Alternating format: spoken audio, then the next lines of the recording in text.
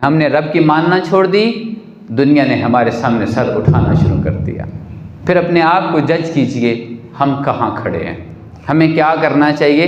इंसान खताकाओं का पुतला है, गलतियाँ इंसान से ही होती हैं, इंसान ही खताएं करता है, फरिश्ता खता नहीं करता। खता कौन करता है? इंसान खता करता है तो उधर से बख्शिश मिलती है, फिर पता चलता है ऊपर भी कितनी रहमत बरसती है। तो इंसान खताएं करता है, मेरा रब अपने बंदों को माफ़ कर देता है। इंसान फिर गलती करता है, फिर दिल से तौबा करता है, मेरा रब फिर माफ़ कर देता है। तो मेरे रब जैसे एक माँ है ना, माँ अपने बच्चे को जब भी गलती करके घर आता है तो माँ फिर अपने बच्चे को अपने सीने से लगा लेती है। अगर एक माँ इतना प्यार करती है, माँ अपने बच्चे शराबी बच्चे को शराबी नहीं कहने देती, अपने चोर बच्चे को चोर नहीं कहने देती, तो वो रब जो 70 मौत से बढ़ के प्यार करता है, क्या वो अपने बंदे से प्यार नहीं करता? बंदा मुसलमान हो या काफिर हो, कोई भी हो, वो प्यार करता है। मैं इसकी छोटी सी मिसाल देता हूँ।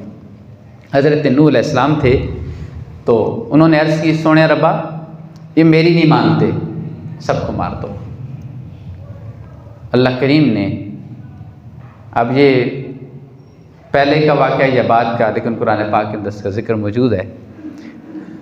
अल्लाह करीम ने इरशाद फरमाया कि ऐ नूह घड़े बनाना शुरू कर दो। घड़े बनाना शुरू कर दी, बड़ा अर्सा गुजर गया, घड़े बनाते बनाते बनाते ढेर लगा दिया। जब ढेर लग गया, रब ने फरमाया अब सबको तोड़ दो। अब क्या करो? सबको तोड़ दो। अर्ज़ की, ऐ मेरे रब, मुझसे इतनी मेहनत करवाई, अब कहते हो तोड़ दो। रब ने फरमाया दुख होता है कि नहीं? अर्ज़ की होता है। तो रब ने फरमाया ये जिन बंदों की बात तुम कर रहे हो उनके इनको तबाह कर दो, ये भी तो मेरे ही है, नहीं मानते ना सही पर हैं तो मेरे ना। तो अल्लाह को अपने बंदों से बड़ा प्यार है। हज़रत इब्राहीम अलैहिस्सलाम थे, आपकी आदत मुबारक थी कि रोज़ाना शाम का खाना किसी मेहमान के साथ खाते। आपने सबने वाक़या सुना है। आप क्या फरमाते थे? किसी मेहमान के साथ खाना खाते थे। एक 86 साल का बाबा भी आ गया। कितने साल का? 86 साल का। खाना खाने लगे, बिस्मिल्लाह नहीं पड़ी।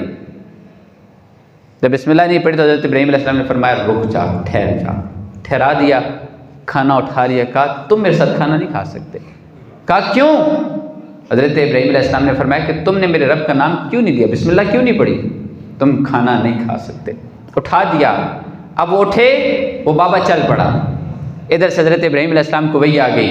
रब ने फरमाया है मेरे इब्राहीम, वो 76-86 साल से मेरा नाम नहीं ले रहा, मैं फिर भी रिज़्क़ दे रहा हूँ, तुझे आज देनी पड़ेगी तो तुम बातें करते हो।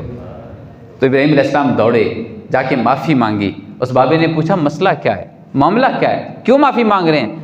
जब सारा माजरा सुनाया, वो बाबा भी वजह पे आ गया।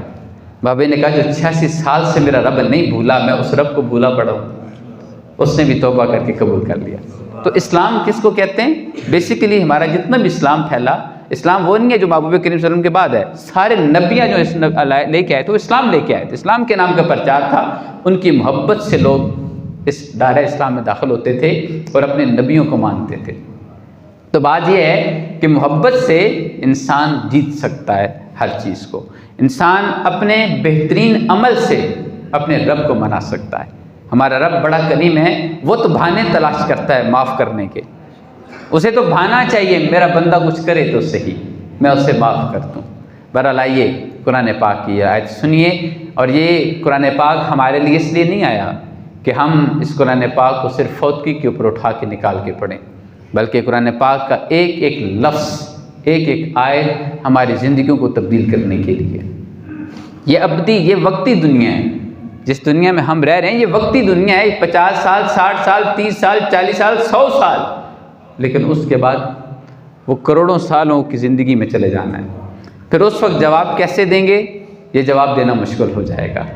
ये अभी मुश्किल है थोड़ा, लेकिन ये मुश्किल अभी इतनी नहीं जितनी बाद में होगी।